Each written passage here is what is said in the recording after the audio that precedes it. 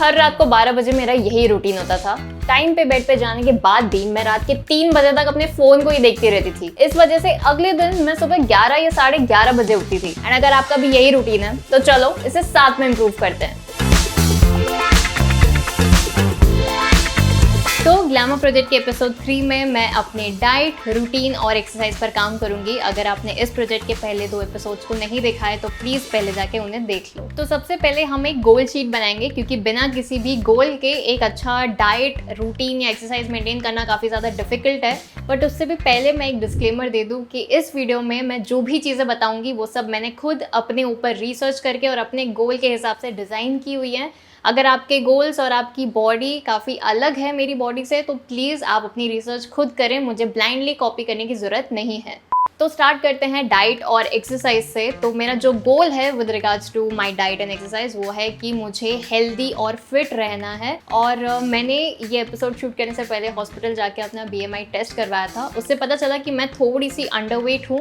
But अभी आपको reference देने के लिए मैं हेल्दीफाई मी का एक वेट चार्ट है वो रेफर करके दिखाती हूँ। सो मेरी हाइट है 5'4" एंड उसके हिसाब से जो मेरा वेट है वो होना चाहिए 49 से 59 kgs के बीच। But currently my weight is 48.2 kgs। थोड़ी सी अंडर वेट हूँ मैं।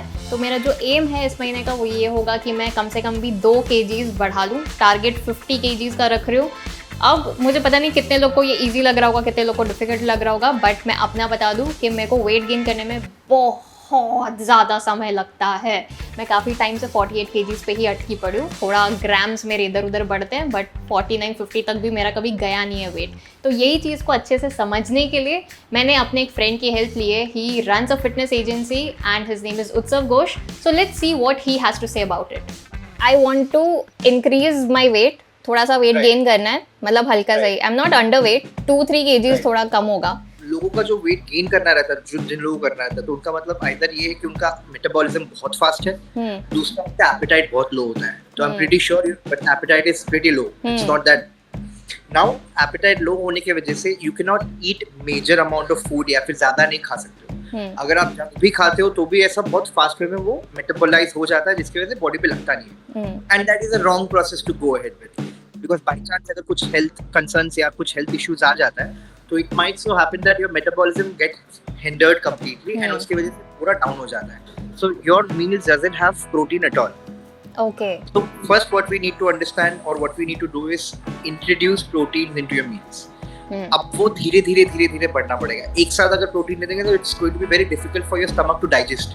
तो उसमें ये हो जाएगा कि उसके साइड इफेक्ट्स ये है कि you wouldn't be feeling good या food poisoning जैसा इफेक्ट आ जाएगा, डायरिया होने के चांसेस है। तो slow and steady प्रोटीन को हम लोग इनकलकेट कर सकते हैं डाइट में। We have to calculate your macros in a way जहाँ पे हम लोग ये तीनों जो पोर्शंस है, कार्ब्स और मैक्रोज, इसको हम लोग इस तरीके से कैलकुलेट करें कि आपके बॉडी में वेट बढ़ना चालू हो एंड उसके साथ you are in caloric surplus, जो ज्यादा भी खाने के लिए टाइम ना लगे या फिर डाइजेस्ट ना करने के लिए ज्यादा परेशान। सो इन शॉर्ट मुझे उत्सव ने बताया कि मेरी जो एपेटाइट है वो काफ़ी ज़्यादा कम है एंड अगर मैं रोज़ एक्सरसाइज और जॉगिंग करने जाऊंगी तो वो खाना डाइजेस्ट हो जाएगा एंड मेरा जो वेट गेन करने का एम है वो पूरा नहीं हो पाएगा। इंस्टेड मुझे अपने डाइट में कुछ हेल्दी प्रोटीन्स और कार्बोहाइड्रेट्स को इंक्लूड करना पड़ेगा एंड उस हिसाब से अपनी एक्सरसाइज को डिज़ाइन करना पड़ेगा। अब ये सब सुनने में मुझे काफ़ी ज़्यादा डिफिकल्ट लग रहा है बट येस, मुझे एटलीस्ट एक आइडिया मिल चुका है कि किस तरीके से अपनी डाइट और एक्सरसाइज को डिज़ाइन करना चाहिए। अभी हम एक काम करते हैं कि ये पूरी इन्फॉर्मेशन को एक अच्छे से रूटीन में इंक्लूड करने की कोशिश करते हैं, जिसके लिए मुझे चाहिए मेरा व्हाइट बोर्ड। सो एक अच्छे रूटीन को फॉलो करने के लिए मेरे हिसाब से ये 4 पॉइंट्स का टिक होना बहुत ज़्यादा ज़रूरी है। सबसे पहला होता है कि आप सुबह जल्दी उठो, फिर सेकंड है कि आपको विटामिन डी लेना है, फिर थर्ड है कि आपको जो आपके मील्स हैं वो समय पर खाने हैं एंड फोर्थ है कि अपने बेड पे वापस समय पे सो जाना है। अब ये जो टाइम का सीन है ना कि wake up early, sleep on time, timely meals, ये सब के लिए अलग अलग हो सकता है बट मैंने अपने कन्वीनियंस और थोड़े ट्रायल एंड एरर के हिसाब से एक काफ़ी सिंपल टू फॉलो रूटीन को बनाया है। मैं अभी दिखाती हूँ। तो मैंने अपने टाइम को 4-5 में डिवाइड कर लिया है। पहले मैंने सोचा था कि मैं 4 AM और 5 AM क्लब में ज्वाइन करके थोड़ा कूल बनूंगी बट फिर मुझे लग रहा है कि वो मेरे लिए नई चीज़ें बनी हुई हैं। मेरे लिए 9 बजे उठना इज़ अ सफिशिएंट टाइम, इतने बजे उठ के भी मैं अपने सारे काम ख़त्म कर सकती हूँ। तो मैंने ये डिसाइड किया है कि 9 से 12 का जो स्लॉट है उसमें मैं सुबह उठ के फिर अपना विटामिन डी लूँगी, फिर मैं अपना प्री वर्कआउट मील बनाऊँगी, उसके थोड़ी देर बाद वर्कआउट करूँगी, then I will have my breakfast and ये सारे काम 12 बजे तक ख़त्म हो जाने चाहिए। फिर 12 से 3 का जो स्लॉट है उसमें मैं अपनी स्क्रिप्ट्स लिखूंगी, या तो रिसर्च करूंगी या तो प्लान करूंगी कंटेंट, थोड़ा ऑर्गेनाइज करूंगी, वो सब जो स्ट्रैटेजीज वगैरह डिसाइड करनी है वो सब 12 से 3 के बीच में होगा एंड 2 बजे जो है वो मेरा लंच टाइम होगा। देन 3 से 6 के बीच में जो टाइम है उसमें I will be shooting some of my videos and फिर थोड़ा एक इवनिंग मील लूँगी या तो फ्रूट्स खाऊंगी, और अगर मैंने सुबह एक्सरसाइज मिस की है तो फिर मैं शाम को वॉक करने जाऊँगी। फिर 6 से 9 के बीच का जो टाइम है वो पूरा मेरे एडिटिंग का टाइम होगा, और हैशटैग डिसाइड करना, डिस्क्रिप्शन डिसाइड करना, ये जो छोटे मोटे काम होते हैं वो सब 6 से 9 के बीच में ही होने वाले हैं। एंड इस बीच में अगर मुझे भूख लगी तो मैं 1 गिलास दूध का ले लूँगी। फिर फाइनली 9 से 12 का जो टाइम है उसमें मैं कुछ भी काम नहीं करने वाली, वो सिर्फ मेरा डिनर टाइम होगा, फिर फैमिली टाइम होगा और थोड़ा मी टाइम होगा, जिसमें मैं या तो बुक पढ़ूंगी, थोड़ा चिल करूंगी, या फिर मैं कमेंट्स को रिप्लाई दूंगी जो भी मैंने वीडियोस अपलोड किए हैं इस टाइम के बीच में। आप इस वीडियो पे भी कमेंट कर दो, मैं इसी टाइम के बीच में आपको रिप्लाई देने वाली हूँ। एंड फिर ये सब होने के बाद 12 बजे आई गो टू स्लीप। मस्त प्लान है। बट इतने अच्छे प्लान का कोई फ़ायदा नहीं होगा अगर मैं उस पर अच्छे से एक्शन नहीं ले पाई तो अब बारी है इस पर एक्शन लेने की। एंड मैंने ये डिसाइड किया कि अगर मैं आपको अपना हर एक दिन दिखाऊंगी तो वीडियो काफ़ी लंबी हो जाएगी। That's why I will just show you an average day in my life. Editor साहब बी रोल चलाइए।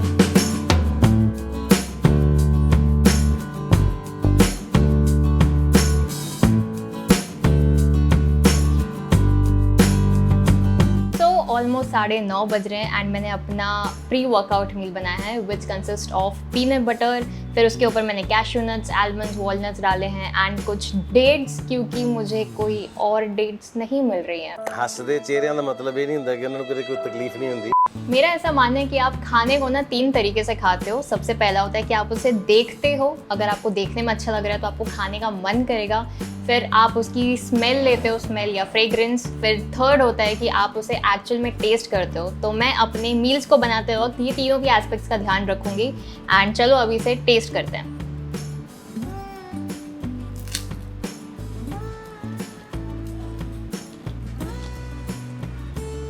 मैं यूजुअली ऐसे 2 खाती हूँ बट आज मेरा 1 ही खाने का मूड था।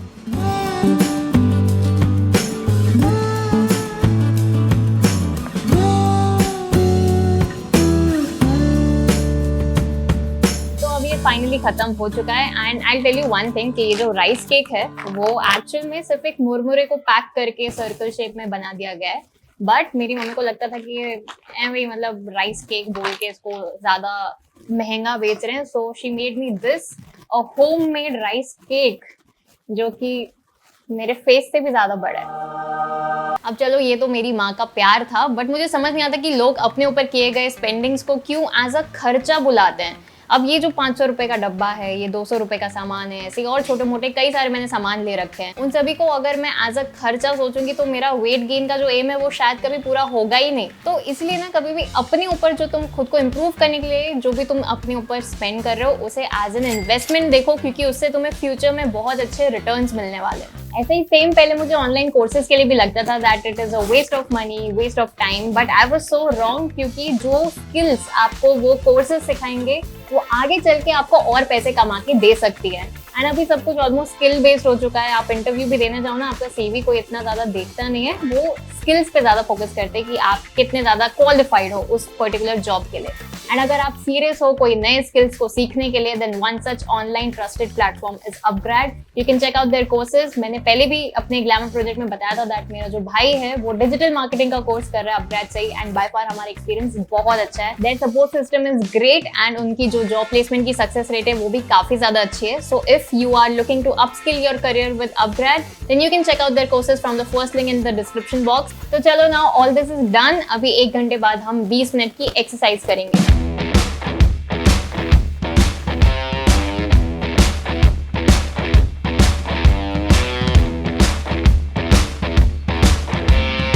तो क्योंकि मैंने अपने एपेटाइट को धीरे धीरे करके इंक्रीज किया है, इसलिए मेरी एक्सरसाइजेस भी काफ़ी simple and easy to follow होती हैं।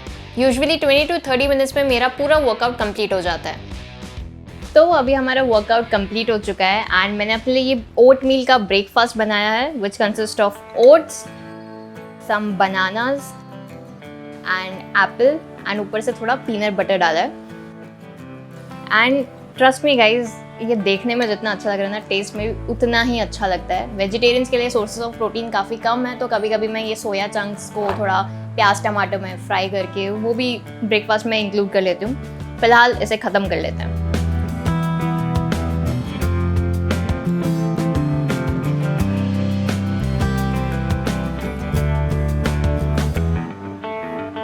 एंड और एक चीज़ मैं कहना चाहती हूँ कि मैं अपनी मील्स या जो भी प्रोटीन इंटेक, कार्ब इंटेक्स है, उनको मैं मेजर करके नहीं खा रही। ऑल्दो वही एक करेक्ट वे होता है करने के लिए, वेट गेन हो चाहे वेट लॉस हो, बट मुझे कोई ड्रास्टिक वेट गेन नहीं करना है। मुझे सिर्फ कुछ ग्राम्स या कुछ केजीज बढ़ाने हैं, तो इसलिए मैं मेजर नहीं कर रही। मेरी बॉडी को जितना सफिशिएंट लगता है इंटेक फूड का, उतना ही मैं खा रही हूँ।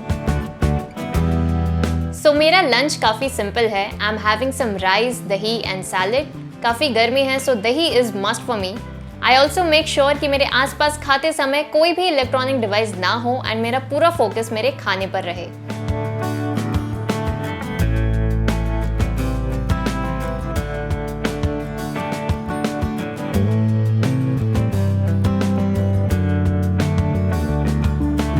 शूट के बाद if I am hungry then I prefer having any seasonal fruit of my choice या फिर एक गिलास मिल्क।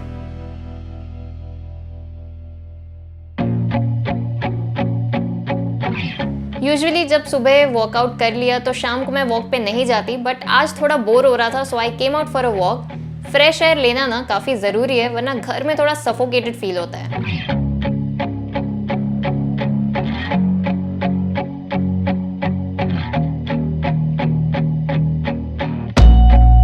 तो अभी मेरे दिन के सभी काम खत्म हो चुके हैं एंड ऑलमोस्ट 9 बज रहे हैं अभी। एंड मेरी जो last meal of the day है वो है डिनर। काफ़ी ज़्यादा सिंपल होम कुक्ड मील है। 2 चपाती, थोड़ी सी सब्जी और थोड़ी सी दाल। इसके साथ मैं चाहूँ तो सैलेड भी ले सकती हूँ, बट आज मेरा मूड नहीं है। एंड बस इस मील को खाने के 2 या 3 घंटे के गैप में I will go back to sleep. So now let's have a dinner.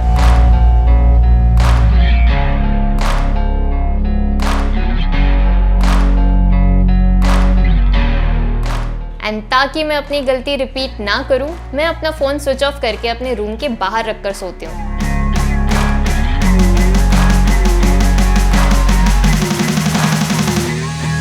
So that is it for the 3rd episode of the Glamup Project. I hope आपने इस वीडियो से काफ़ी कुछ सीखा हो एंड अगर आप इसे अपनी लाइफ पर भी अप्लाई करना चाहते हो then don't forget to share your pictures with me by using the hashtag glamwithdrish और tag me on Instagram. I'll do reply और repost on my stories.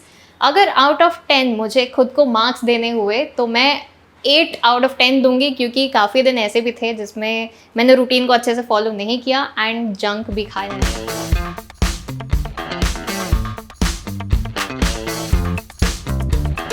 But मुझे लगता है कि ऑन एन एवरेज मैंने इस टास्क को काफ़ी अच्छे से कंप्लीट कर लिया है एंड मुझे तो ये टास्क को करने में बड़ा मज़ा आया। अगर आपको ये देखने में काफ़ी अच्छा लगा है then do not forget to hit the like button. Channel को सब्सक्राइब कर दो, कमेंट कर दो, शेयर कर दो। यू नो द ड्रिल, क्या क्या करना चाहिए। मैं मिलूंगी आपसे अगले Sunday with a new video on a new topic. Till then stay tuned, see you soon, bye. तो चलो देख लेते हैं इस मंथ मैंने कितना वेट गेन किया है। Oh my God.